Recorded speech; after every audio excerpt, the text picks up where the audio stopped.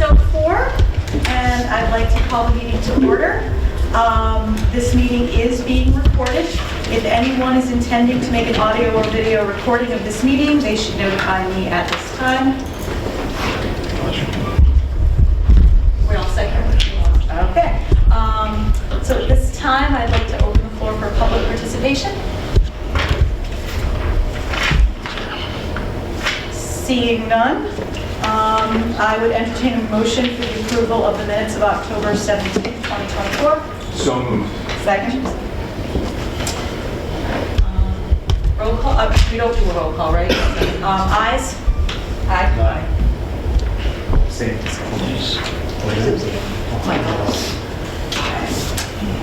Next on the agenda is the memorandum of understanding with the SRO, so I'll be turning the floor over to Dr. Crew. So in your packet tonight, you will see an agreement for Silver Lake. It's the same agreement that we have with the Kingston Police, that the Kingston School Committee has approved, but we must sign our own SRO for Silver Lake. And so I'm seeking tonight the approval of the committee for the chair to sign on behalf of the committee to approve the SRO agreement. It is the same agreement minus some edits to reflect new additions to staffing or things of that nature, but it remains the same as our agreement from last year. I'd like to make a motion to accept the MOU with the police department for Kingston with the Silver Lake Regional Schools and allow the chair to sign on it. Second. All those in favor? Oh, call the question. Has Russ looked at the changes? He did. He looked at the new one. The changes were non-substantive, so. Yeah. Any other questions or discussion? Okay, seeing none, all those in favor? Aye. None against. All right, moving on, the next item is the CTE garage door recommendation, possible vote. I think we're going to turn to Sarah first for that. So when we last spoke about this door project, there was a possibility of moving it to June, and there was an additional cost, and I brought that information to you at the last meeting, and that was not favorably received. And I was asked to speak to Russell DeGray about this, and so I submitted all the contract documents to him. He and I spoke, and he said we had 3 options. One of our options was move the project to June, which was the additional $14,990. We could do the work now outside of the school day, which would cost an additional $40,260, or we could rebid the project. Rebidding the project would cost us an estimated $100,055. Our architect does not recommend rebidding the project because that would have us essentially purchasing the garage doors and have them sit in storage until we got a new contractor, and then they would potentially be out of warranty. So I brought this information to the SAFER committee at our last meeting, and they voted 2-1 to suggest that we move the project to June for the additional cost of $14,990. Any further discussion or questions? Jeannie? Why was there one opposed? Is that because of the cost to move it to June, or just the overall No, I was on the opposed. principle? Yes, because I think that there was no fault for our side, and in the meantime we have an attorney who cannot represent us in this particular case, so I had no idea why we should pay something or have expenses if we did not do anything wrong on our side. Agreed. But it does need to be done. Yeah. Right. 2 options there. So it's a catch-22. They have a silver barrel. They do, right? No, Completely unfair. I agree. So, to be fair, a good part of the increase is the fact that the prevailing wage rates will go up. They go up every 6 months, so the moving it to June increases the wages of the workers. which no one has any control over. Michael? Do we know what the wage is in June? Like, is it going to go up again? Because that's in 6 months or so. No, that's the $14,000. That's the 14,000. Mark? I was a reluctant majority support, but I'm not totally agree with Lucas. We are somewhat over a barrel, and this is the most cost-effective way to get the job done. It wasn't an option not to do it at all, but that we've got a lot of engineering and a lot of investment in this at this point. And the interruption to the school would be problematic, even if it was outside school hours, during vacations or whatever. So that was my biggest concern, was that the administration had spoke to the fact that it'd be better for us just to do it. That was my swing vote, to support the extra money, and I hate extra money, but I think I kind of feel the way you do, Mark. Is there any further discussion from the committee? In that case, I would entertain a motion to move the garage door to June. I'll make a motion that we move the CTE repair garage door to June for the session for the additional $14,000 cost. I'll second that discussion. And any further discussion, or? I'd just like to ensure that we have a pre-contractor meeting this time to really expect the fire chief and everybody that's involved on the town side with the contractor up front, and Michael, so that everybody's on the same page, what materials need to be used and how to maintain the egress. Can that be written in, Sarah? I don't think it needs to be a motion, I just want to ensure that It's there. that happens. All those in favor? Aye. Opposed? Abstain. Abstain. Okay, our next item, HVAC options and money remaining from 70 vans. I think that is also Sarah to present. You just want to hang on. Thanks. There was $160,000 in the FY25 capital plan for special ed vehicles. Ford limits the number of chassis they produce in a year, and we were able to get the transit wheelchair van that we ordered, but not the transit passenger van. So we will be spending $87,227.50 of the budgeted $160,000, and there will be an excess of $72,772.50. Any questions from the committee? Jill, sorry. My understanding was is that the Safer Committee also discussed how they would propose utilizing those funds. Is that, But if I'm mistaken, one of the reasons why I thought we were discussing this is because we needed to determine how those funds will now be used. Did you spend them on garage doors? I believe, this is under HVAC. Mike? can you write? Michael's here, I want you, Yes, it was HVAC that we were going to. So I think recognize Michael and get him on, Michael. Please. So I think a few months ago, you guys voted to take the $100,000 for building envelope money for this fiscal year and use part of that for facility assessment, and the remaining, which was approximately $72,000, to do HVAC repairs. One of the main HVAC repairs that I wanted to do was the auditorium unit here at the middle school. That repair came in at $60,000 for a heat recovery wheel on one unit that's 19 years old that needs to be replaced. So I think what we were looking for is to get the approval to not do that and use that money on other smaller repairs that we need to do. That unit will be probably the first one to be replaced when we complete the facility assessment.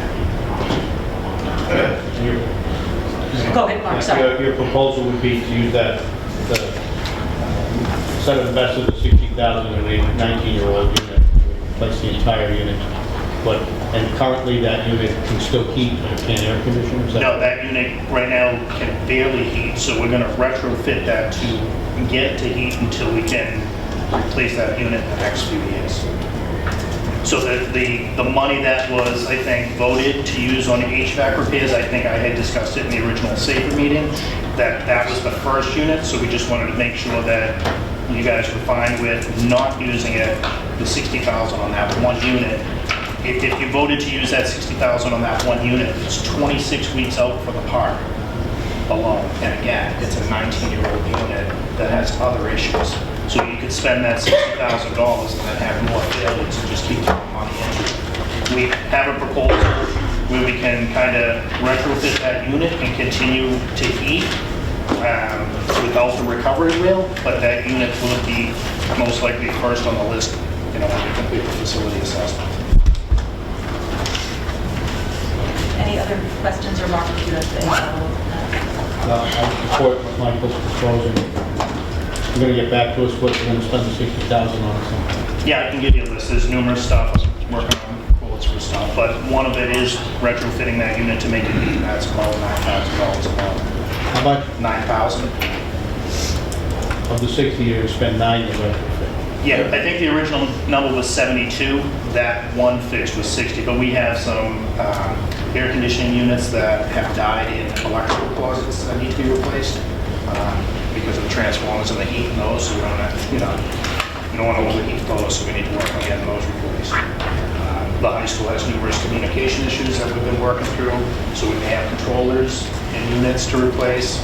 All right, so what we're voting for tonight is take the 60,000 off the table and allocate it for to-be-named later items on the capital plan. You come back to this committee for permission to spend it on. I believe it was 72, the original, yeah. Because it was 72. It was and I think 72,000. My plan was to use the auditorium first and then whatever was left. I didn't expect it to be $60,000 for one part of the auditorium. So the idea is to use that 72 on numerous units, including that roughly $9,000 to get the auditorium here at the school working. Do you have a specific list of how you're spending 72,000 at this time? Not at this time, no. So, There's numerous units, so I was waiting for this to move forward to get quotes on all the other stuff. okay. When will you come back to the committee and tell them what they're spending the 72,000? We have a meeting in beginning January? of January? Yeah. I'll have it by then. So if we make a motion tonight, it's with the understanding that as prices and things come up, then we would come back to the committee. To this committee or SAFER? Would it go to SAFER first, or this They have committee? to. And we're meeting right ahead of the next meeting, so we can review this at the last minute. We could review it and then have it ready within Jason, minutes afterwards for this one. remarks, did you have something? I just have a differing opinion from Mark, but I'll defer to the chair. Well, what I'm saying is if you want to, is there anything in that list of things that might get done with $72,000 that you need an answer for tonight before we move forward? Just the $9,000 repair to the middle school unit. So, I don't have, it's roughly 9,000, it's slightly over, I don't know. You're not prepared at this time to discuss anything else other than the $9,000, up to $9,000 for the repair. It's a little over 9, so up to 10,000. $10,000. Numbers move. Dr. Crew? If I may, this was discussed at the last SAFER meeting, and we all agreed that he would bring it forward to find out whether or not the school committee would support using these funds to pay for other issues in the HVAC units in the Silver Lake schools. So at no point was Mike asked to create an itemized list for this evening. I just want to be clear about that. Again, I don't know if maybe the motion could be made so that we say that the money can be used for HVAC improvements and repairs. I can keep it like that. Jason? So that was my intent to draft language to allow Mike to get started on this project. Honestly, there's not that many business days between now and the next meeting. If he comes up with anything else that's critical, I trust Mike to take care of it, report back to us. We can then look at a more comprehensive list. Okay, so I'd like to make a motion to authorize Mike to use the $72,000 that we now have because we didn't get the 7D van for use on any HVAC project, including the one here at the middle school auditorium. Second. Any further discussion? All those in favor? Aye. Just with the request, when you have a good list that we can see, but Can you share I this with prefer us? you to get to work on it Yep. than wait for us. All right, appreciate it. Thank you. Thank you, Mike. Appreciate it. Okay, so on to the principal's reports. Thank you. Hi, everyone. Just a few updates on student activities and then also teaching and learning. Our students brought in thousands of canned goods for Thanksgiving, and those got donated to a local food pantry. They're also going to Head Start, the SMAD group, Students Making a Difference, and Student Council. They're going to Head Start in Marshfield next week to spread some holiday cheer. One of the 8th grade pods is also going to do ES to work with the kids, read a literacy book with them, and also do a holiday craft, which is exciting. We're more excited here about teaching and learning. We've been through classrooms, and with 5 or 6 school days left, there's still a lot of learning happening. We're seeing carnival ride creations in tech ed. We're exploring amendments in civics while we're also applying real world problems, linear equations, unbeknownst to me. They're designing and investigations in science in ways that I have never seen before. And kids are engaged in talking to each other every day. And I'm really proud of the place that, the education that we have here. And anytime, you want to come by and see what's happening in classrooms, I welcome you to. Because it's a pretty happy place, even though there's 6 days to a holiday break. So we're excited about that. I have one request for field trip. As you know, I've tried to make the middle school big field trip more equitable for every pod. Different pods used to do different field trips, and they would like to again go to Canopy Lake in June, far from now, but we know that it's a out-of-state field trip, so I would need your blessing for that. To approve the out-of-state field trips and the other parts of middle schools. Second. All those in favor? Thank you so much. Secondly, I came to you for the past 2 years asking for a additional half-time adjustment counselor. I already do have one half-time and one full-time. I would like to make that full-time for the remainder of this year, knowing that the next year's budget, we don't know what that is going to look like, but because of an unexpected resignation and because of a leave that somebody took, I do have the funds to fund that. And as I've told you, our students do not get just regulated with half of the day, so any help that I can get for the whole day while we have the funds, I would like to utilize that from January till June. With Sarah's blessing, of course. She did give me her Motion blessing. to approve the .5 adjustment counselor for the remainder of the year for the middle school. Second. All those in favor? Aye. Thank you so much. That's a big help. Thank you, Becky. Okay, on to the high school. Great, I'm going to let Carissa take the floor first with the fun, exciting stuff, and then I'll dive into some of the more figures that require some votes. So, Carissa, come on over. We're hiding. I'm going to keep it short and brief. So, we had Laker Day going on, and we changed a lot about Laker Day this year, actually. So normally we have like picnics come in and then do a pep rally. But we decided that instead we would do a student-teacher dodgeball, which is actually like a really big hit. Mr. Pina told us that a lot of teachers are still like hurting physically from it. So I don't know about that. But We have a few workers' comp forms coming your way. So we also did Masked Singer. So the teachers came in big blow-up costumes, and you had to guess who they were. And the people that guessed first got like gift cards. And then we obviously had the pep rally at the end to celebrate like the athletes and also tug of war and stuff like that. Beauty and the Beast play, just our musical, I guess, went really well. The cast and crew were really happy, and I thought it was an amazing show. The winter concert is coming up. I'm sure some of you guys know people who are going to be in it. And we had female flag football.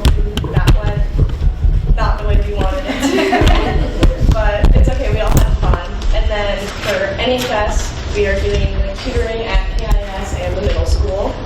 We also, coming up we have some like individual service projects that in order to graduate one of our like students, Ellery, she actually decided her service project was going to be to get a bunch of art from all of the schools, like elementary schools, middle schools, and high schools, and display them at Halloween Compacts, which is coming up. So that's really exciting. So that's about. Thank you for that. Although we did not win flag football or the Thanksgiving Day game, so we'll score from that. The event did raise $1,500, which was donated to the Stroud family, and they chose to forward that donation directly to the Maddie Stroud Scholarship Fund, which will benefit a senior from both Pembroke High School and Silver Lake International High School. So it's still a pretty incredible thing that our students do to raise money. All right, I wanted to provide you all with an update on our 8-period schedule feasibility. We have been working on our mock schedule, if you will, on a separate server for the last couple of months, all based on those student requests that we took last February and March.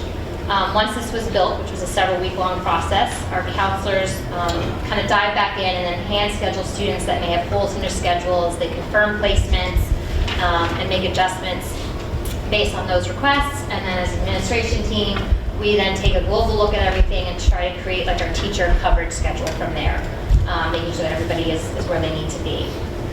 We've had several working group meetings these past couple months that have included our curriculum coordinators, data coaches, SLEA representatives, and then members of our schedule committee to work through some of those hurdles that we're seeing. Currently, those hurdles that we're trying to clear, we're noticing that not all students who requested a world language can currently be serviced. Our class sizes have increased a little bit in this mock schedule.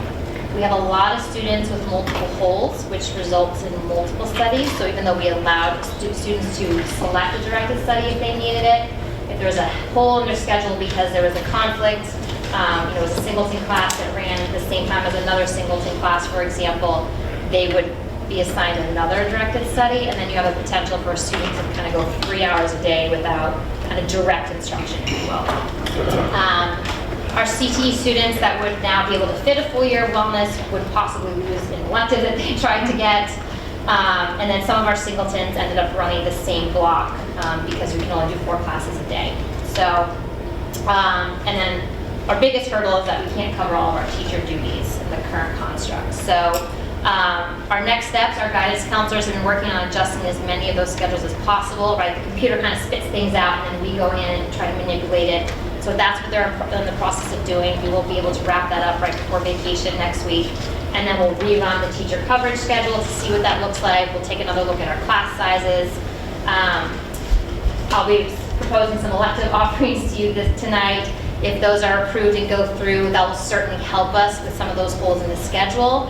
And we're going to have to do sort of our best guess. We won't really be able to beta test it because they aren't classes that the students selected during course registration process. So our counselors will sort of have to go in and say like, all right, let's say Jason has a hole in his schedule, but we know he's taking these electives, but we know he's really into carpentry, so we're going to put him in the carpentry elective. You know, we kind of have to hand manipulate it that way to get a more thorough understanding of whether or not it would function. So our plan is to get that wrapped up by vacation and then work with that larger working group. Again, we'll come back to the table.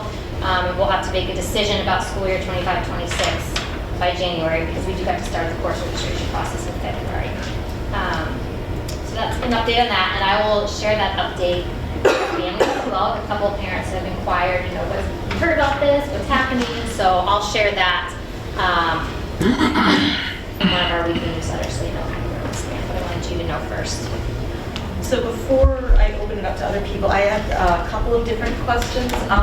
So the first one's just kind of a logistics one. Is this going to, instead of having 7 classes that they see all year, would they do like 4 in the first semester, 4 in the second semester? They would still attend all classes all year. The schedule would go A-Day and B-Day for gold and silver. So for AB, you know, blocks 1, 2, 3, and 4 on Monday, 5, 6, 7, 8 on Tuesday, and so on. Yeah, so they would still have the classes all year long, but every other day.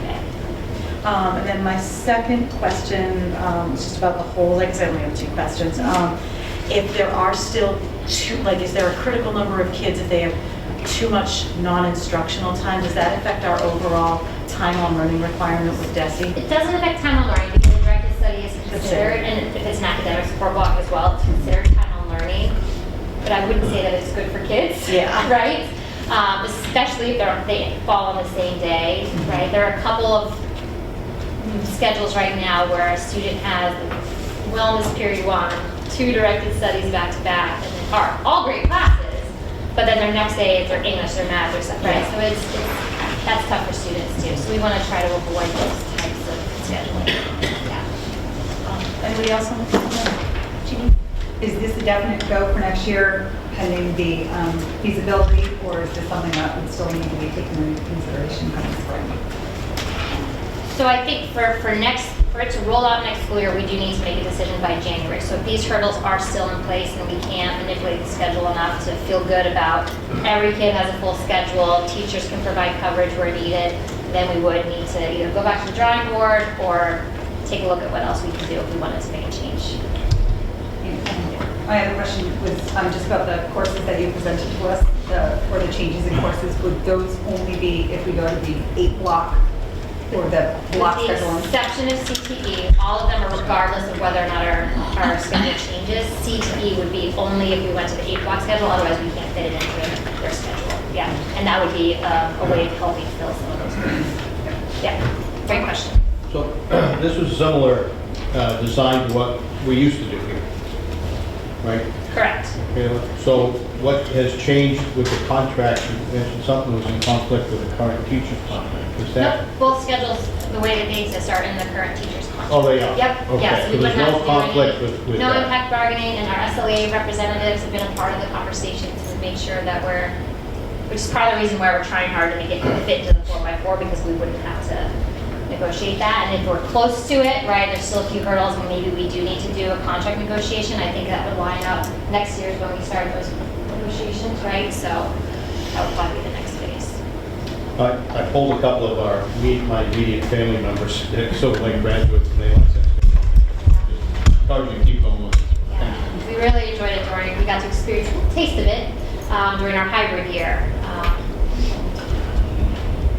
It's a little bit of a tease. So we don't need a vote on that, do we? That was just more of an update, yeah. And then I wanted to follow up, Officer Allen and Lieutenant Detective Scavera were here at our last meeting to present the draft of their presentation for both our community and our students. We have since held that presentation. We did the parent and family community presentation first on November 14th. That was in collaboration with Kingston Police as well as the FBI and the District Attorney's Office. We had representatives from each of those organizations attend, and they each had a piece of the presentation. The information was very insightful. I thought it was very concise, but pretty firm on here's what will happen if your child says or does something like this. Unfortunately, it was not well attended by parents or community members, but it was filmed by a local PR company. They interviewed the chief afterwards, so I'm hopeful that when that is produced, we will be able to share that with our families. We unfortunately cannot share the slides that the DA or the FBI presented. They have a very strict policy on what, they can do live presentations, but because the information is always changing and they can't give legal advice for free, we have to be careful about sharing that. But we should be able to share Officer Allen's slides, the ones we shared with students in conjunction with that PR clip when that's ready to go. One thing worth noting, we did a follow-up there with the students the following Tuesday. All students grades 7 through 12. We did a 7th grade presentation, 8th grade presentation. So we did it by grade at both schools. I will say that the students, I think it resonated with them. There was an incident at the high school right after the presentation and at the middle school, but they actually predicted this. They did say, like, you're going to see something right after, and then we should be able to shut it down. So it didn't surprise anybody. They anticipated this. And again, I would just say it's worth noting that both the District Attorney's Office and the FBI especially, they wanted to be quick to jump on board to be a part of this because they have not seen any other school or communities do something like this proactively to try to educate their students on this. So they wanted to sort of be ahead of the curve with us. So So kudos to our school district, and hopefully we see a change in student behavior, and they understand that we do take this very seriously, because we have to. If you have any questions about that, I'm happy to answer that. Any questions from the group? Just thanks again for putting it together. I was excited prior when you first brought it to our attention, and I'm glad that you followed through and you have the results you had. Thank you. Appreciate that. And a big shout out to Officer Allen. Does not like to speak publicly, but always crushes it. And I think you did it 3 times in a row. Or 6 times, whatever it was. It was a lot. Yeah. I just want to add my thanks. Caroline came home and she was definitely like, this made a difference. Yeah, and I do think the kids took it serious. I mean, check everyone. Like, we didn't have to have any of those conversations. They were very attentive. So, no, they at least behaved well during that presentation. So. All right, I'll jump into our program of studies. We have some new course title, course removal proposals. As I just mentioned, the CTE ones would only be if we move to the 8-period schedule. Otherwise, we really can't accommodate that in the CTE teaching schedule. But that would be, the goal would be to add some electives to provide an opportunity for some of our students who either are interested in a full CTE program or maybe didn't get in, so they can still have access to some of those programs, or a taste of it anyway. Our ELA proposals, I'll try to do a quick summary of them. We want to replace the existing journalism elective, which really hasn't done all that much, with a unified journalism class, which would mirror our unified wellness program, where students in a separate program would be paired up with peers and learn about reading and writing a newspaper and the other elements of journalism. We are also looking to update some titles. AP Seminar would be renamed AP Seminar English 2. And then we were looking to drop some of our elective courses that have had minimal or zero enrollment over the last 4 to 5 years. Again, journalism, podcast studies, old-fashioned grammar for modern writers, social media, analyzing media over time, and AP Seminar. We have the AP Seminar course and AP Research. Do you want to go by department or all together at the end? There's a lot this year, so what can I do to help? I didn't think there was anything controversial, so if you just mention Perfect. what you'd like us to Yep. discuss. May I just interrupt to say that the folder for these were in the top of our shared thing? It wasn't something that was... Yeah, it was very easy to find. Oh, good. We tried to make it pretty and organized for you this year. There were a lot. In Fine and Practical Arts, we want to change the title, digital illustration to digital communication. And we want to add that piece of a teacher recommendation to tech theater, because we are working with power tools. We want to be able to, it's very much an independent class, and we want to make sure that we can trust students to be working on these large sets because of safety concern. In math, we're looking to add honors algebra 1. We currently have algebra 1, but we want to provide another sequence and an earlier on ramp for students who are looking to accelerate in math, and they don't have to double up in math. And then in science, we're really kind of rebranding some of these electives so that they better align with the Project Lead the Way expectations. We do receive grant funding, so it's one of those things where we kind of have to do it, but also we're just taking existing courses like Manufacturing Enterprise, Intro to Robotics, Bioengineering, and we're just really renaming those so they align better with Project Lead the Way. And then in social studies, we are looking to actually split our current affairs class into 2 different grade sections, so that we have freshmen and sophomores paired together, and then juniors and seniors, as opposed to all 4 grades, just because some of the nature of the conversation and the maturity level maybe of the conversation is just to help our sophomores and freshmen feel a little bit more comfortable engaging in those conversations, sort of build up their discourse, right, in ways of communicating, and then they can always take the course again as a junior or senior too. And then we're looking to add a Women in History and Culture elective, which I'm super excited about. And then AP Research is actually the second part to the AP STEM class that Ms. Ferreira is teaching right now.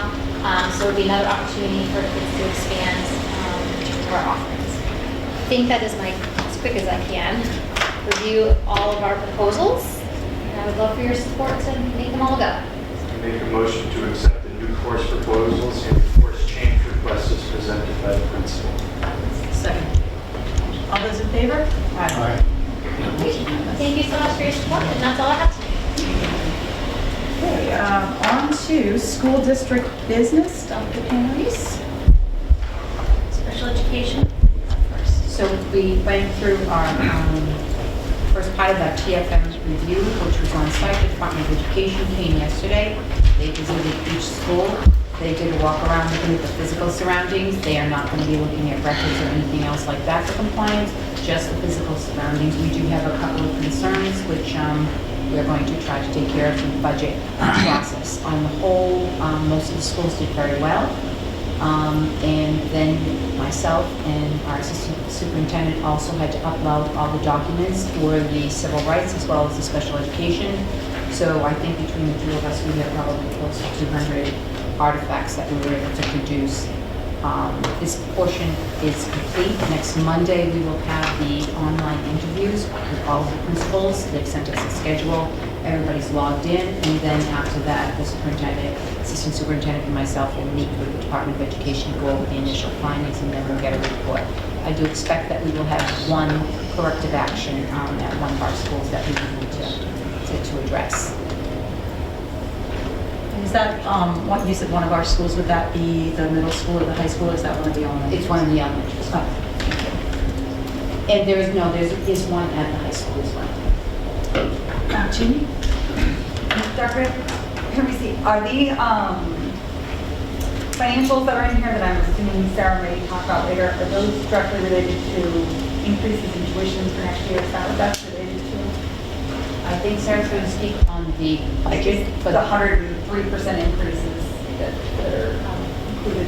Is that something totally different? Doctor? So I believe when it was brought up in our last meeting about the increases to programming, we put in the documentation related to that, and I believe that Sarah provided the updated version.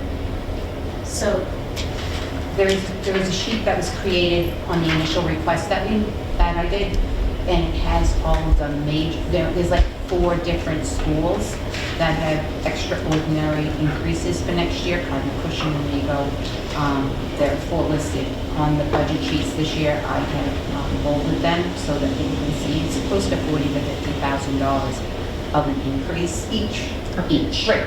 And then also this year's students, that sheet is different, and I've highlighted them on that sheet as well, so that you can see it by school, and then you can see the entire roster by students, and we can redact the students' names and just student 1, 2, 3, 4, 5. But yes, we address that, and there's 2 reports, one for next year's budget for each school, as well as one for this year that we can see. Any other questions from the committee? Is there anything? I don't think there's anything. We don't vote to accept them. Thank you very much, Dr. Pennery. Okay, financial reports. So in your school committee folder, there was a financial report that was produced by the district accountant. I wanted to run through this report and just comment on several things on here. So on page 2 at the top, you can see that there's a new line for special ed settlements that was budgeted for in the legal line previously.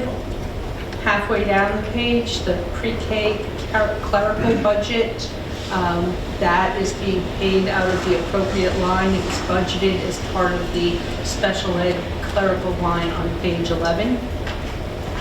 On page 3 and page 4, you will see for the long-term substitutes at the middle school and the high school that there was nothing budgeted, but we're spending money on those. So we will always be budgeting money in the substitute lines and then paying it out either on long-term subs or the daily subs.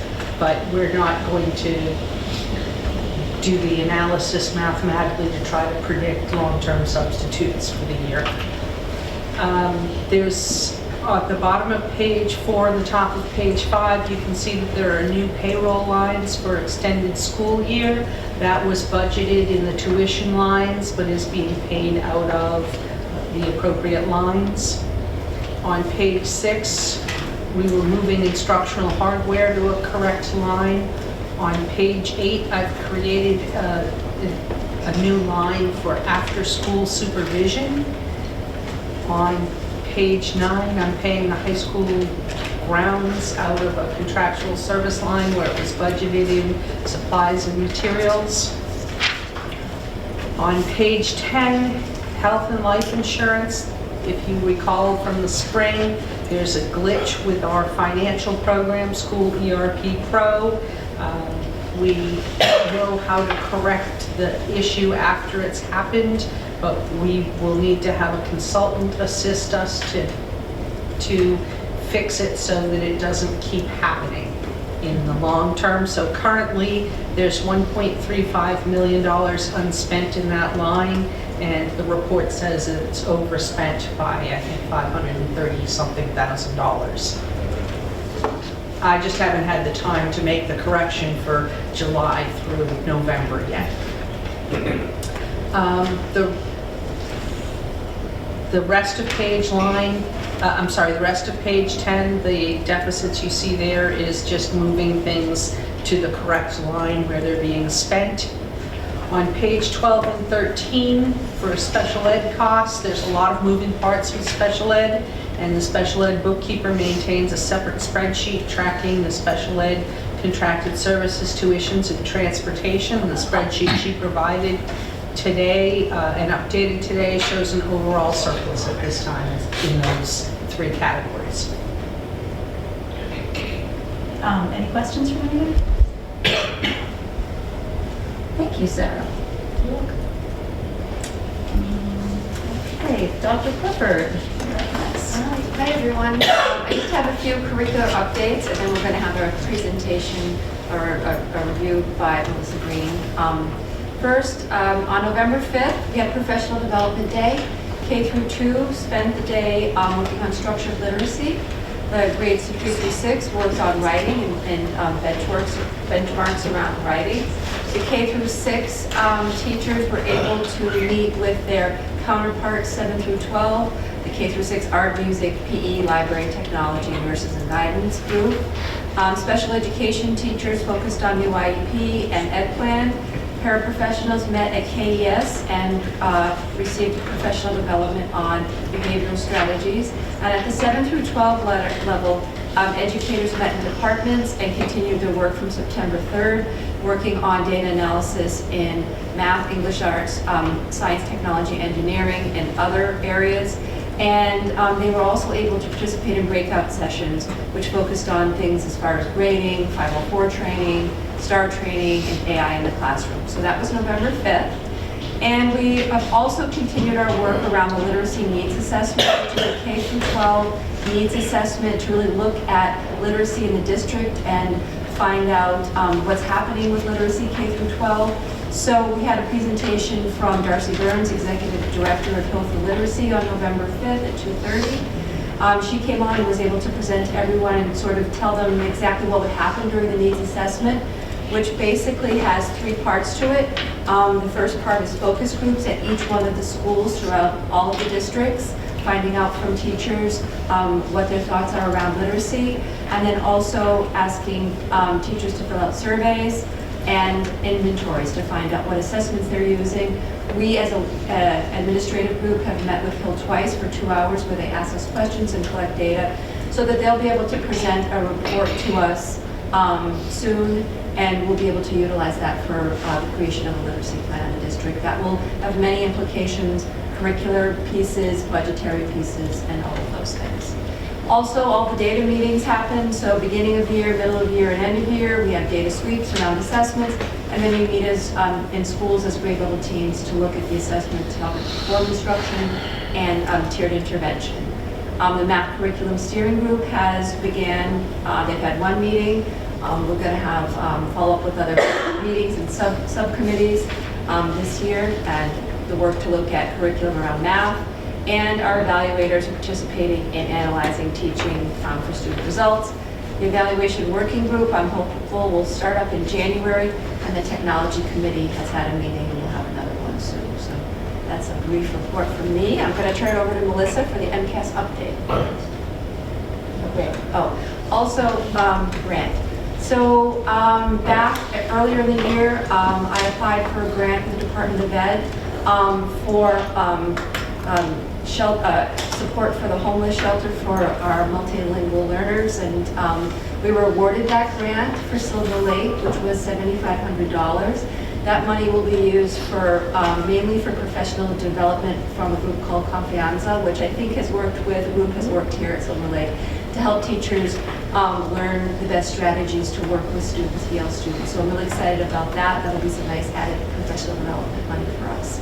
So I'm looking for the approval to accept that grant. May I ask a question about that? Yes. Is that going to be enough to cover the PD that you want to do? The $7,500 grant that's specific for that? Yeah, it's specific for that. Yep, it's written specifically just for that. Yep. I'll make a motion that we accept the $7,500 grant for the PD. Is there a second? Second. All those in favor? Aye. I think that was unanimous, Karen. Thank you. Karen. Great. Hi, everyone. My name is Melissa Green, and I'm the Social Studies Curriculum Coordinator. I'm here tonight to give you an update on Social Studies curriculum, particularly in grade 8, and the new MCAS exam that our students will be taking for the first time as an operational test this coming spring. So back in 2018, the Department of Education released new frameworks for social studies, which had an increase looking at civics, including a first-time ever grade 8 civics course. At that same time, they also started to do a civics assessment committee where they entertained the idea of bringing an MCAS test in for social studies. In 2022 and 23, our students and teachers took part in voluntary pilot of that MCAS test, and then last year in 24, the entire state participated in a mandatory field test. This spring will be the first time that it's considered operational, which basically means that moving forward, this is a test that all of our students will be taking. At this point, there are no thresholds set for proficiency. That will be determined after they have this spring test under their belt. And at this point as well, the Department of Ed has not included the civics MCAS as part of their accountability reporting. But that being said, we did get some pretty limited data from that field test this fall. They gave us data on 15 questions out of what is a 32 question multiple choice section, as well as what they call a performance task, where students are given some primary source and secondary source documents, and they have some multiple choice questions, as well as a writing or written response component. So we got 15 questions worth of data, and this fall, myself, Dr. Clifford, and Principal Coet, along with our 8th grade teachers, did a data analysis review of that. What we saw was pretty consistent with what we've seen elsewhere, that there were 3 questions out of the 15 where our students were required to analyze a source, and they struggled with that. That was an area they scored lower than what we would like to see. And that was consistent with what we also saw with ELA. We did see 2 questions that they scored. One of them was 83% of students got it correct. It was well above 70, and it's actually the same for the state. There's only 2 questions out of the 15 that students scored above that 70%. So again, there is no proficiency threshold set at this point, but as they set that and we're able to gain more data, we'll be able to give you a more comprehensive overview of it. One of the things that our teachers are doing this year that I'm really excited about is we've adopted a new curriculum. And through that curriculum, we're really looking at opportunities for our kids to engage in the civic practices and the discussions that are really meaningful, and really thinking about their role as a community member. And so this curriculum is from an organization called the Democratic Knowledge Project, and they're based out of Harvard, and their curriculum is a full-year project-based, open source. We do not have to pay for it. It is free curriculum that is fully aligned with the state curriculum frameworks. And not only that, DESE did a review of over 100 civics-related curriculum documents in response to the 2018 rewrite, and this was the curriculum that came out #1 ranked by the Department of Education, both in terms of their standards around being fully aligned to the content, practice, and literacy standards that are in our curriculum frameworks, but also their standards for high quality. So We had some teachers do some training, explore, look at different curriculum, and this is the one that we really felt strongly about. So that also led us last spring, I applied for a grant and we received a grant that provided us with 3 years worth of support from the Democratic Knowledge Project. It amounts to almost $25,000 worth of support for our teachers to do professional learning, to have first access to resources, to be in a community of 21 other schools from around the state that are implementing this curriculum for the first time. Their hope is to add another 50 schools at minimum for the cohort next year. And one of the other things they do is they actually come and do school visits, and we've already had them out 3 times this year to meet with our teachers and give feedback and support them in this process. Through all of that, there's a lot of data opportunities within the curriculum, and I know that that's really helpful for our teachers. There's really high quality formative and summative assessments. They also have a pre and post test where we're able to look at baseline data and look at student growth by the end of the year in terms of the curriculum frameworks. And so just as the time goes on, and I think we're more in it with this curriculum and see how the full MCAS exam rolls out, we'll be able to not only give you more data, but I think more strongly support particularly our folks in the ELA department and the work they're doing around literacy as well. Like Principal Coet said earlier, we love having visitors, and my grade 8 teachers are so proud of the work they're doing, and so are our students. It's pretty incredible, and so we welcome you. Really, anytime you want to come and see a grade 8 civics classroom, they would be thrilled to have you. You might have to jump into the debate, but yeah, you might actually have to get in it with them. Like, I found myself on standing up in a spectrum line the other day and talking with students. It's really incredible stuff. So, welcome any questions that you might have, or Jason, question? Okay. Just see that it came out today from the district, and we also were sent, but in regards to the MCAS, are we going into tonight in regards to the change? Thank you. Okay. Is that's in your report, right? Yes. Okay, thank you. It's in my report too. Oh, good. Slightly confusing. I think you're up, Dr. Prue. Okay, so we have been working on our budgets with the principals from high school and middle school special education. We met with today, and we will be prepared in January for our preliminary proposals for you. I'd like to thank Dr. Hannah Reese for the creation of the special education handbook for her and her staff. It does a nice job of outlining our protocols and expectations across our districts, and I just wanted to thank her and the special education department for that. We have I mentioned, I might not have been the school committee, that the joint, but I know that everyone knows that the joint meeting for tonight was canceled and rescheduled for January 16th. It's going to take place at the Kingston Town Hall because Kingston is required to provide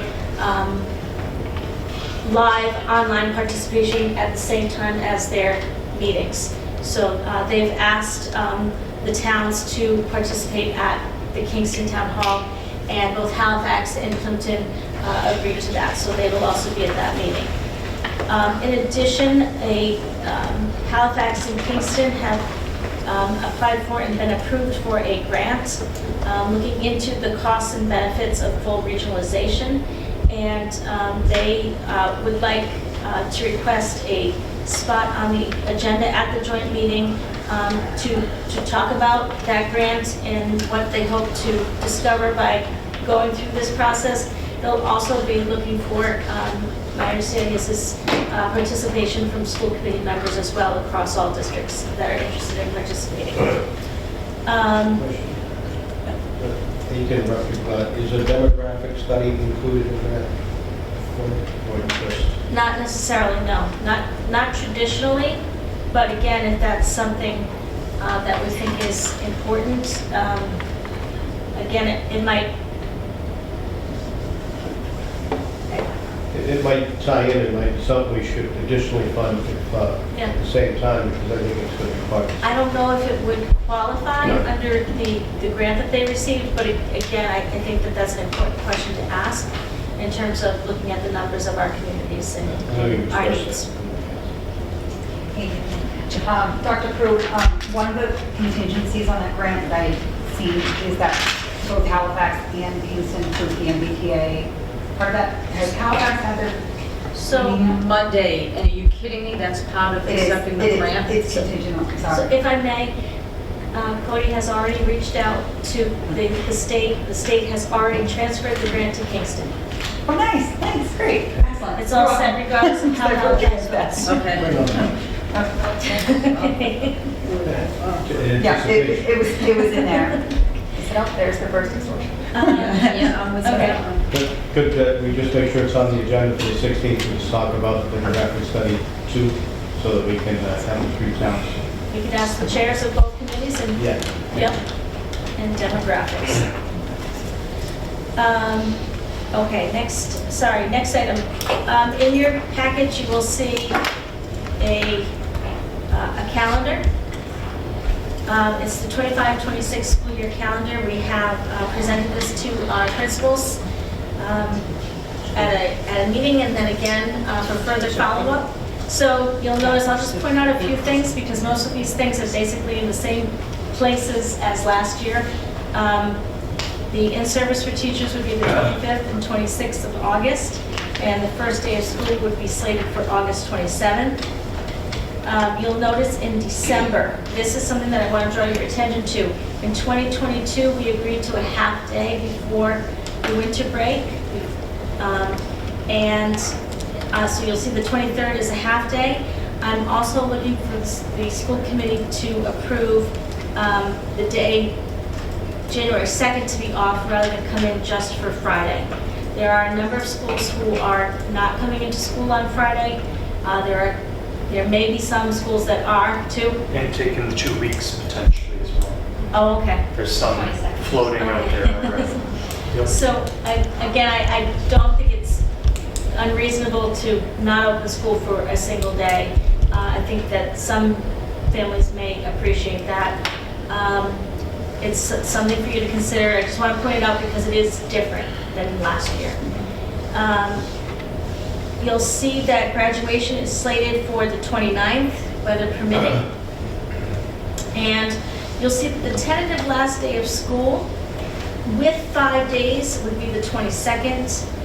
If we had no snow days, it would be June 12th. Also notice how we added that the last day of school is a half day for elementary schools and the middle school. We were asked to include that language at the last calendar read, so we've incorporated it in this year's draft of the calendar. So I'm presenting it to you for a possible vote tonight. It would need to be reviewed by all of the committees and voted by all of the committees before it became official. But it's there if the committee so chooses to vote this tonight.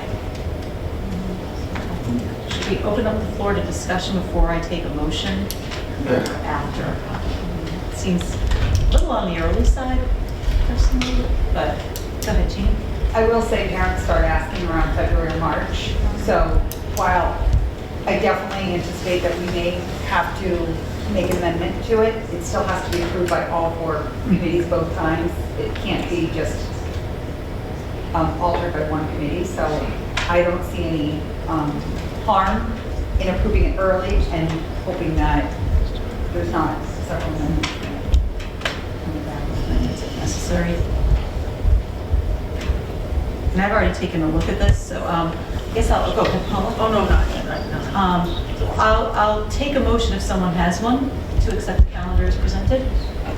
Madam Chair, Yes. I prefer to hear some of your thoughts and comments before we open it up for that. So I agree with Dr. Prue personally about the January 2nd. That was my main strong feeling. I don't think there's any way around the big discrepancy between the last day in June, given the Juneteenth holiday and just the nature of snow days and everything. I think we're stuck with that 10-day discrepancy either way. Those were really my only strong thoughts. I don't know if anyone else has any other thoughts beyond that. I personally don't think that, I would love, I'm a big Christmas person, I would love to have 2 weeks off at the holidays, but I think that just pushes out that last day even further and kind of disrupts end of the year plans, so, Jean? But just a reminder, the 22nd, that is with the built-in snow days, so other than that, Yeah. the 12th. The 12th, which is very, The whole, very, much a week and a half early. Michael? Can I get maybe someone could remind me, the September 2nd in-service day? I know there's two the week before, but what is the September 2nd one? It's so close to the other ones, like, if previously covered election day. Yes, Yeah, so but there are some there's years none where this it's year. election day and, or, Primary. Yes. State primary. so we wanted to stay in keeping so that we didn't. And also, as the Math Curriculum Review Committee works this year, the thinking is if we do indeed adopt the new math curriculum, we need professional development for the teachers. That's a thought during that day, there may be professional the week development. after. And I'm just questioning that. I would entertain a comment from Jason too, after I say something, but I will say, Michael, as a veteran educator, those two pre-first day of school PD days, those are usually taken up with things like civil rights training, getting your classroom ready. You're not really doing curricular PD that's the same. I don't know if you have anything to add to that, Jason. Okay. Yeah, go ahead. Does that, with the addition of the one, because I see here that the February holiday also has an additional date, does that add a PD day next year, or is that, did we maneuver one of the ones from March? Because previously, I think we had the primary day in lieu of the Monday following the February vacation. And we should only have 2 professional development days on the calendar. We don't, yeah, it doesn't add, we sometimes have one in November, but we don't this year. Right, For so we're next year. okay. Yeah. Because there's no There's no one. Yeah. Makes sense. So it'll still only be 4 full day PD days, including the 2 in the start. That's how Veterans Day is. Any other thoughts? The thought was probably there when we were building. I'll make a motion that we approve the 25-26 calendar as presented, with the understanding it may be amended later on. Second. All those in favor? Aye. Again, I think that was unanimous, And Dr. Creed, I know that Mark had asked about the MCAS, or Jeannie had asked about the Yes. MCAS, and I think we kind of glossed over it.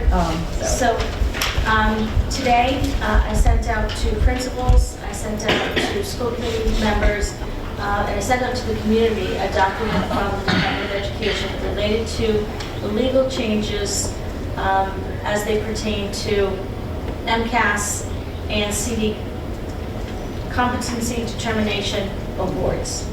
So just to go over a few key points, students who have not yet earned their competency determination will instead earn a CD that follows a process as described in the new law. By satisfactorily completing coursework that has been certified by the student's district showing mastery of skills, competency, and knowledge contained in the state academic standards and curriculum frameworks in areas measured by the MCAS high school tests. Districts determine local graduation requirements in their district. So we have graduation requirements currently in our handbook. Participation in the MCAS is still required by federal and state law. The question did not change this requirement, and DESE's accountability system will continue to use assessment participation rates and the resulting achievement and growth in its annual determinations for each of our school districts. DESE will continue to offer all scheduled retest opportunities for at least the foreseeable future, depending upon the need. The John and Abigail Adams Scholarship Program, the Stanley Koplik Certificate of Mastery Award, and the State Seal of Biliteracy has not been changed by the new law. They will continue to utilize MCAS scores as qualifications for the award programs. And I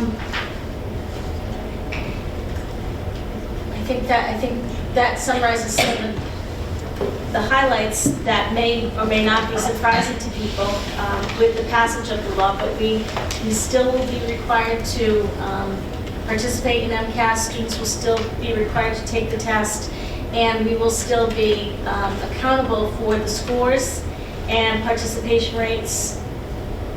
And we can still use them, obviously, for assessment purposes to help determine our needs, strengths, and weaknesses in alignment with the standards.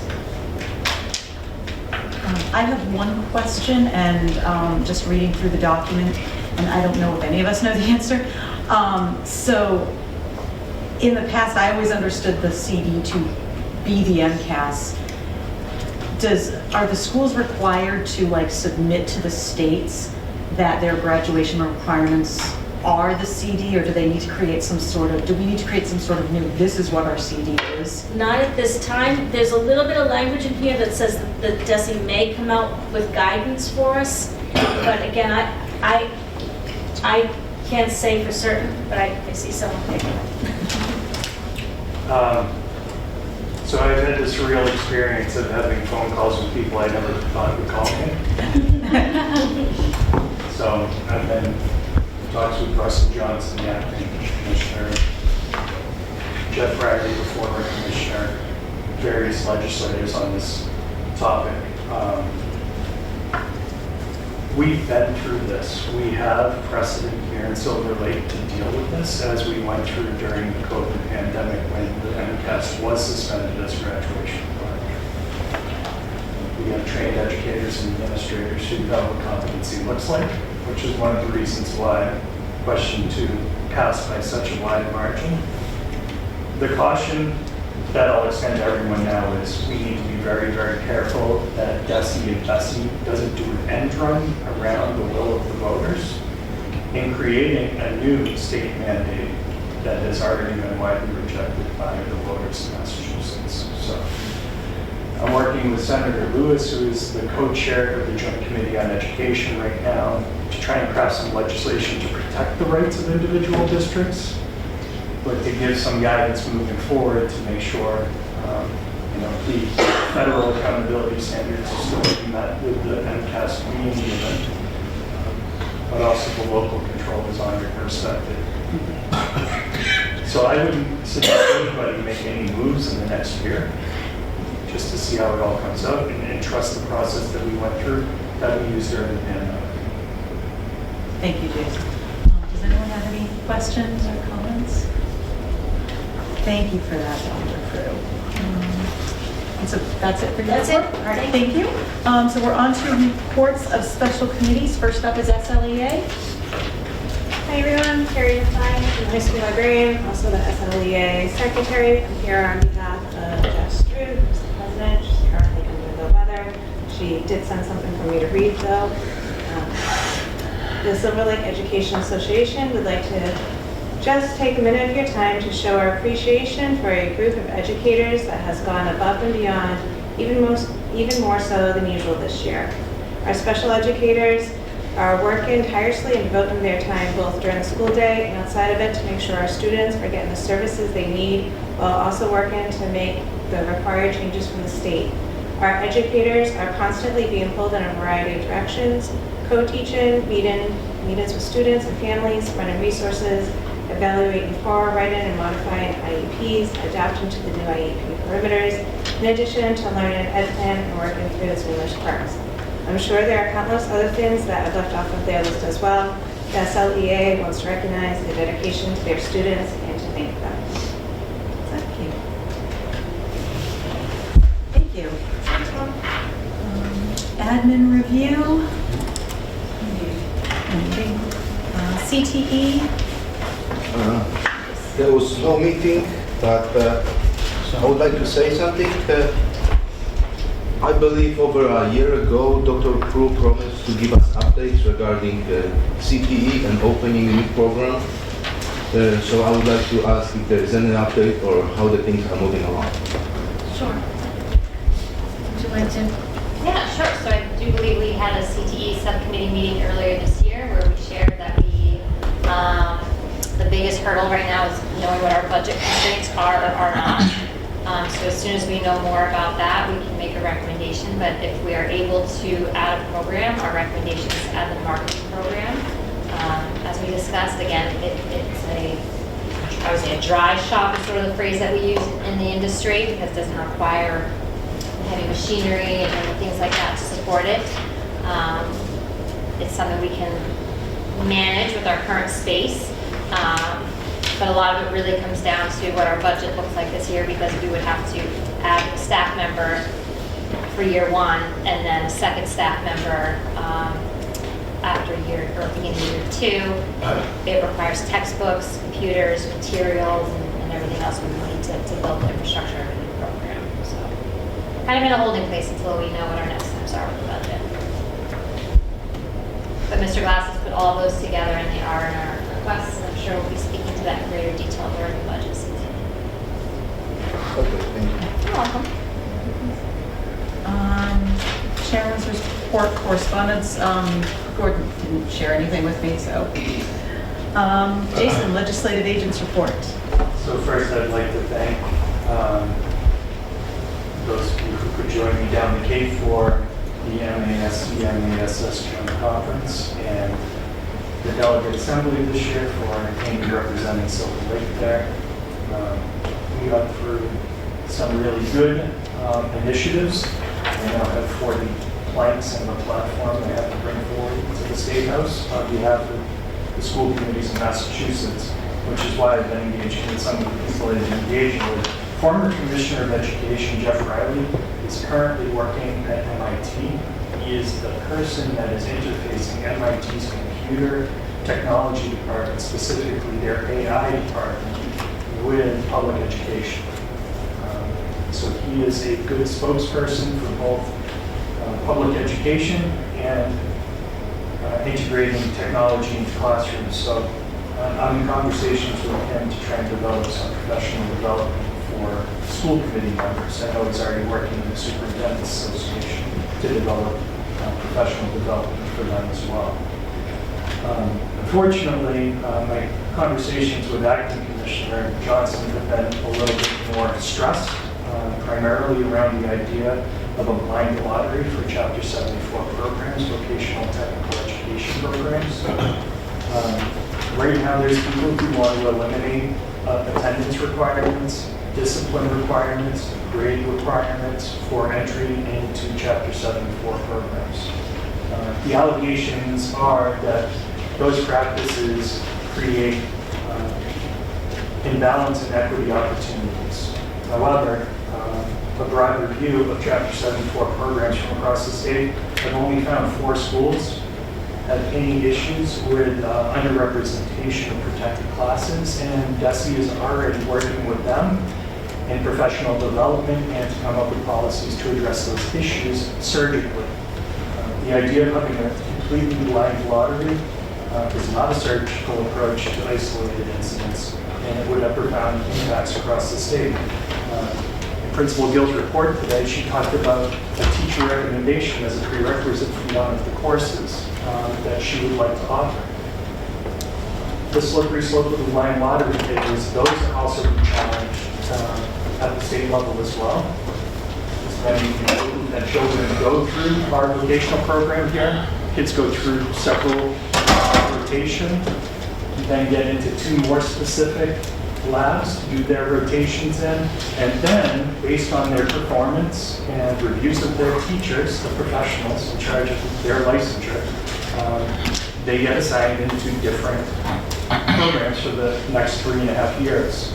The blind lottery people are already saying that they think that should be abolished as well.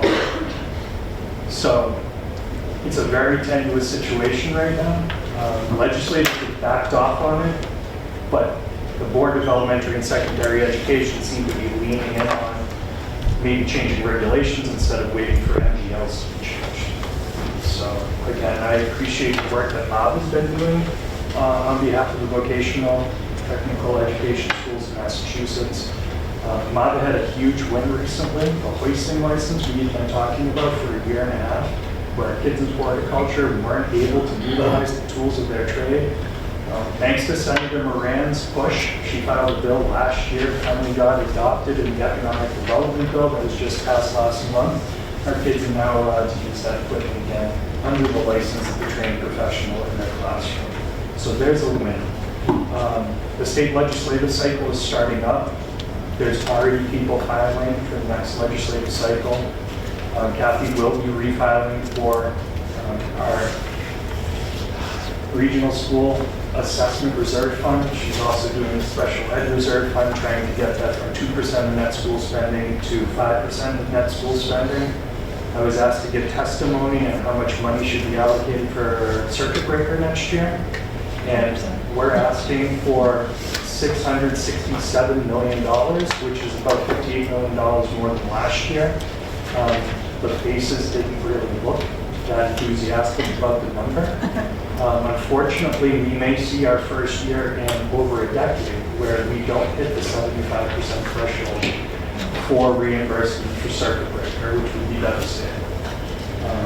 Additionally, Silver Lake fell off of the rolls potentially for the rural aid that we had been getting for the past several years because of how many people per square mile Plimpton is all of a sudden showing, which is one of the indicators of rural aid in Massachusetts. Rep. Lenatre is already looking into that for us, but as of right now, we can't count on rural aid this year. Also, for the past 18 months, I believe we've only met benchmark by a decent amount. That's how much revenue the state predicts to take in each month. We've only made it by a decent amount 2 months out of the past 18. So we're going to have a great problem getting a lot of money from the state this year. In addition to that, you know, I stayed away from elections. Elections are over. President Trump, when he was candidate Trump, had mentioned potentially disassembling some parts of the Department of Education, potentially dismantling it in its entirety. It does seem like candidate Trump is looking at potentially shifting all the title funding directly to the states and bypassing the bureaucracy in Washington. That might be an efficiency, not having a bunch of bureaucrats in Washington just sending money to the state. That does cause an issue of how the state allocates those title funds to individual municipalities and schools. And unfortunately for us, most of that would be needs-based assessments. And when people look at our towns, they don't see much need for extra data. So we could be losing out on federal funding like Title I, Title II, and Title IV, which are some of our biggest levers of federal dollars that we have. What this comes down to is we need to be depending on each other in our communities and the voters of our town meetings to move the budgets that we put forth this spring. There's not going to be a pot of gold at the end of the rainbow that we can count on from the state or from the federal government. So that's where we are at this point. Thank you. Mark? Can I ask what the number is for the rural funding this year? The scope of the funds? Last time I looked, we were at about $157,000 per year, but I don't know if that's an accurate number. I'd have to go back to Sarah and my own desk data. That's off the top. Pretty significant. Yeah, well, Plimpton for several years was getting tens of thousands, and Silver Lake was getting six figures with rural. And losing that is obviously devastating considering where we are budgetarily, and looking at trying to move to a 4-block, 2-day cycle at the high school, getting some people into the business office so we can actually get the job done that we're supposed to be doing as a district and not be receiving warning letters from the federal and the state auditors and mandated people who are looking at our books. We have some work to do here. We do need to lean into our budget, but it's going to, again, come down to our neighbors, our fellow taxpayers, and the people who show up in town. You know, just anecdotally, unless you follow us year after year, month by month, especially during budget season. 2 years ago, we had extra money from the state. We were thrilled and we gave the towns a break and we were in a good position. fast forward only 2 years, and we're very tight. It looks like we possibly may have funds that we were expecting perhaps not come in. And it's really difficult if the taxpayers don't follow us to understand the roller coaster of finances that we ride over and over again. And again, it's just anecdotal comment. You can't explain a lot of this at town meeting. Well, 2 years ago we had this, and you know, it's really such a historic and ever-flowing, change. Honestly, it's a roller coaster, and again, it's so difficult for people to understand unless you're listening to us and following us over time. I agree. I actually made that point at our town meeting. Someone said, well, I think you need to take another look. And I got up and I said, we've been doing this since November of last year. We just haven't been there, but we've been doing it with everyone doing the work. Yes. So I'll add to the conversation, just to put it out there. I've done this publicly at my Plimpton School Committee meeting and at the Finance Committee in town. There's a significant chance that Plimpton will need to consider a Proposition 2.5 override for this spring. We had some budgetary overruns at the elementary level. The administration, both central office and building base, did a great job bringing to bear any resources we could. We spoke with the Finance Committee and the Board of Selectmen. We used all of our special ed stabilization fund to address this. We managed to take a pretty deep hole down to about $46,000, and we're hoping the Finance Committee and the town voters will give us some money at special town meeting to fill that budgetary gap, so we don't have to lay anyone off.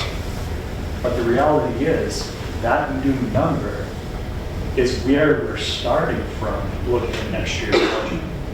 So I'm already about 6% above where I was last year for my starting budget debt at Plimpton locally.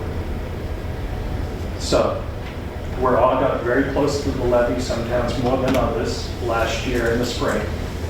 It's really important for us to have that conversation at our January meeting with the towns, when we all sit around that table, for them to let us know where they are, which they're not going to have the full picture. We're going to have to let them know where we think we're going to be. And mind you, this is probably before the governor's budget even comes out. So we won't know state aid. They won't, and we won't. So it's a good beginning conversation, but that's all it's going to be. Any further discussion? Jeannie? Just to add to that, what Jason said in regards to what happened with Plimpton's budget this year, Kingston experienced the same thing a couple of years ago. And I just want to warn you that the town then accused us of, I believe it was a 12% increase. And it was like, no, you have to consider that we had a deficit mid-year. So we were really we were looking at a much less of an increase. I believe it was around 4%. Off of the actual figure, not the projected figure that we had voted on back in the spring. So just understanding the differences and the changes as we close the budget throughout the year is extremely important in being transparent to taxpayers when presenting at our town meeting. So, thank you for mentioning it. Thank you, Jeannie. Thank you, Jason. On to negotiations and employee relations. We did have a meeting. Last Thursday. So we approved our annual report, which is now going to go to Jesse. It had to be approved before December 31st. That was approved unanimously.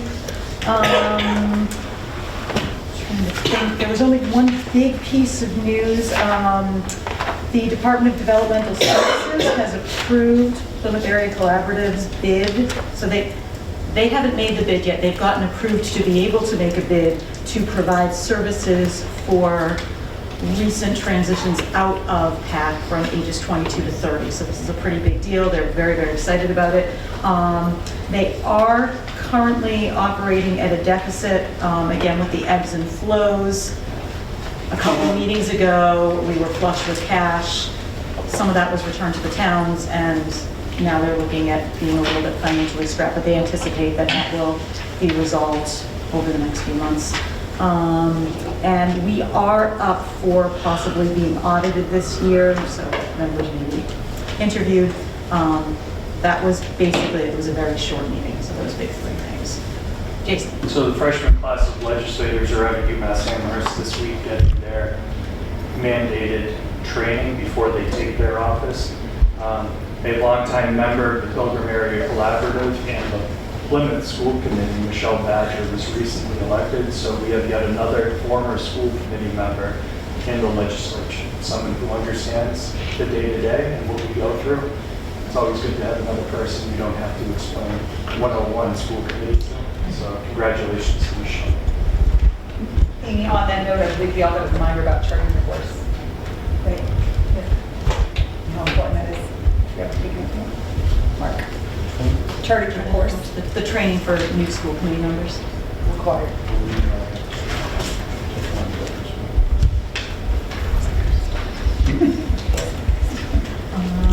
So I think that's it for Pat. Policy? So thank you to Karen for putting together the meeting. I know she was having problems getting some of us to reply to emails. Guilty. 5 o'clock on January 7th is our meeting. Again, this is mostly to go over changes to Title IX, which is ironic because we just did changes to Title IX about a year and a half ago, and I predict we will have changes to Title IX again in about a year. So thank you for that. Question? Yeah, Mark. Will we be expecting to vote on those on the 9th, 2 days later? I don't think so. We'll have to do first read, second read. There's no emergency because we already have to do them by federal and state law, just to bring us into compliance. Thank you. Safer. Safer. Well, thank you. We had a meeting on November 22nd, 21st, on a Zoom meeting, virtual meeting.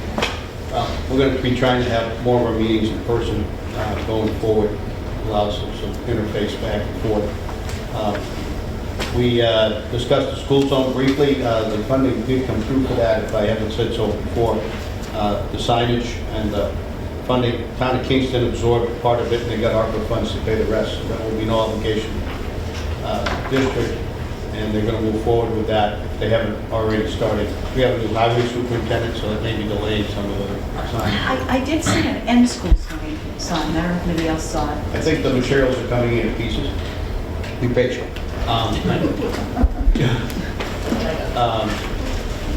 We discussed some HVAC issues with the HCT office and some other issues. Mike was already highlighted tonight. Building, the admin building HVAC and that. We discussed at length the garage door project, which I think we've vetted this evening. We talked about admin space and several options that were available that we need to consider, and would like to move forward towards this budget process. We have some plans of a typical off-site office building that's available. We have also the plans that I'd like to have included in the full committee. I don't know if these are electronically in Silver Lake folder or not, but this was the study that was done in April of 2023. So I'll give those to Karen, just to have them available in case you want to discuss those on the 9th after our safer meeting, which is coming up that day too. We discussed the capital plan, and Sarah's promising us a new and improved format. She showed us some plans from before on the previous meeting of other schools and how they do it, and we're looking forward to that. We're also waiting for our comprehensive facility review to come back from Scott Bancroft and Aviv. That was initiated last week. This got a little delay starting off. They were waiting for, that, of course, waiting for the start, okey-dokey. So that's going to delay. Hopefully we'll have some information so that we can actually get some of those items clarified for our budget season. It's going to be a little push right now to finish that up.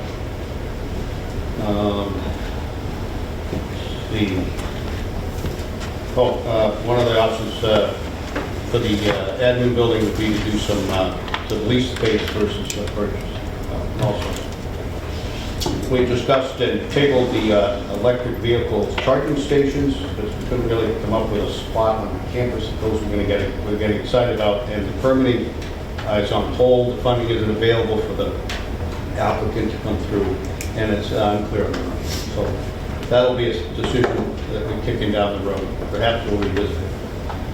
Wastewater treatment plant, we did have a meeting, with Joe attended and principal at the wastewater treatment plant. We all learned a little bit about sewage treatment, but more particularly the environmental side of it, the science involved.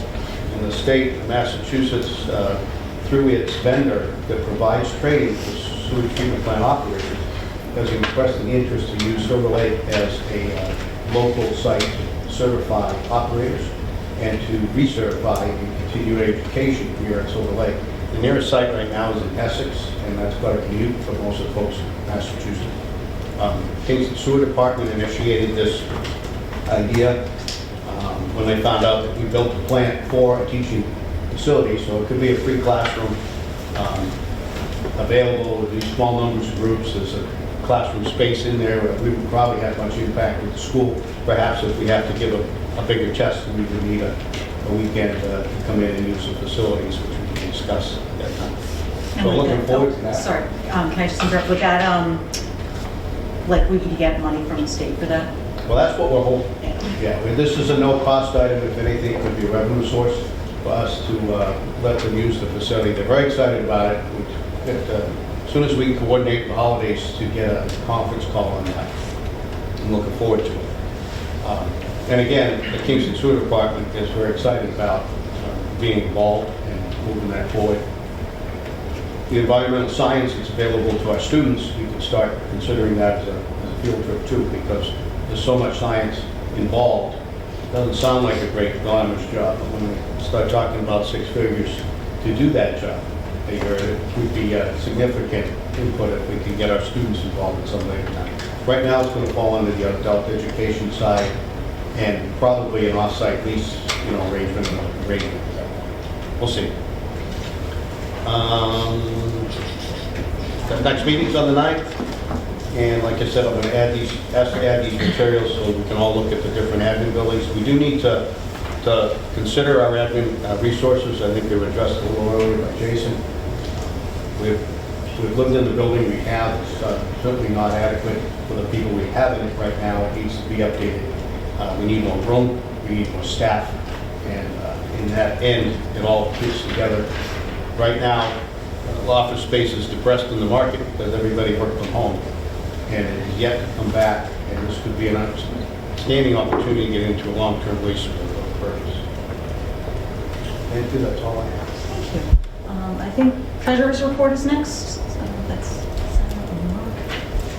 Mark, I'm going to apologize. There was a piece of paper that was. Yeah, I thought. I don't know. Was it the pink one that you wanted me to read? No, it was a white paper, and I have a copy of it. If you don't mind me going. Go ahead. I yield to you, please. There are 20 warrants here in this stack, totaling $2,041,724.70. There are also 2 student activity account warrants totaling $39,818.58 for a grand total of $2,081,543.28. In addition, there's a payroll warrant, 2 payroll warrants for $1,989,379.89 for a grand total in this pile of $4,070,923.17 for our December warrant. Thank you. Sarah, Union 30, Lucas, I sorry. would like to just come back to SFFR meeting. There is a comprehensive facility study, right, that we spent over $70,000 on that. So I think that while we're spending such significant amount of money, that we should have some comparisons, some quotes, some bids, not just award or give the $70,000 to one particular company and to the company who was taking care of our CTE doors, and the result is what it is. So that's just my opinion, that we should take care more of our financials, not just randomly spend $70,000 to one particular company. If I may. Yeah, go ahead, Mark. So look, the money was approved by the committee to spend on the comprehensive review back, stop me if I'm wrong, 2 meetings ago, I think. So we voted to address that. We've already hired the gentleman to do it, which is Aviv and Associates. And they're already under contract to do that, but they didn't have a start date till last week to go forward. Okay, but is this company the only company who's doing this type of study in the state of Massachusetts?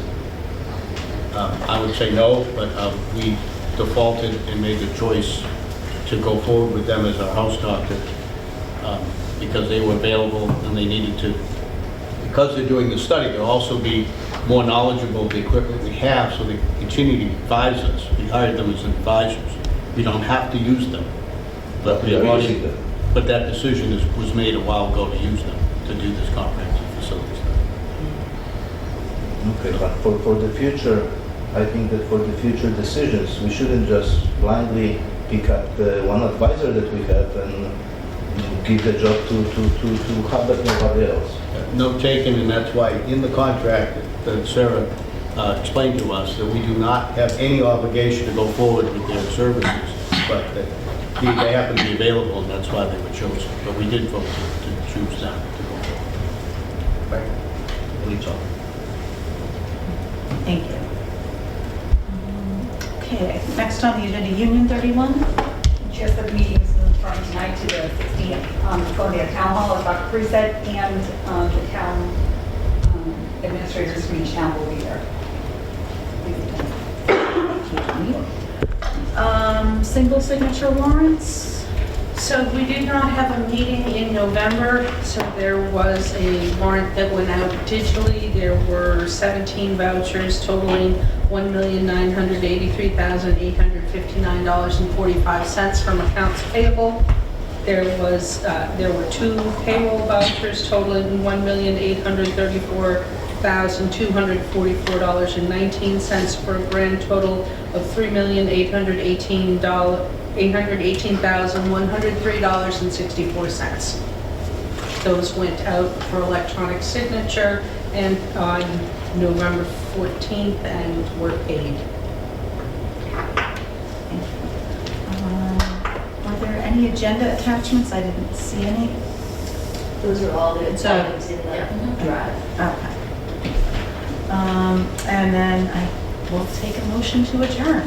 Madam Chair, yeah. I just want to make sure, not to come up forward in front of you guys, I did not make it to the January 9th meeting.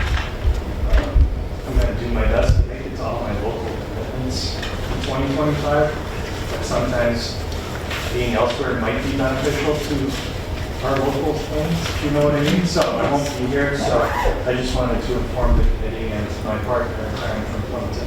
So we have a forum. Thank you, Jason. Thank you. Hope to see you there later, update to the chair. Thank you. Thank you. So we have a motion to adjourn. So moved. Second? Second. Oh, all of anybody? Do we vote on that? All in favor, aye. Just say yay. Yay. I'd like to thank Amy for doing a wonderful job. So nervous.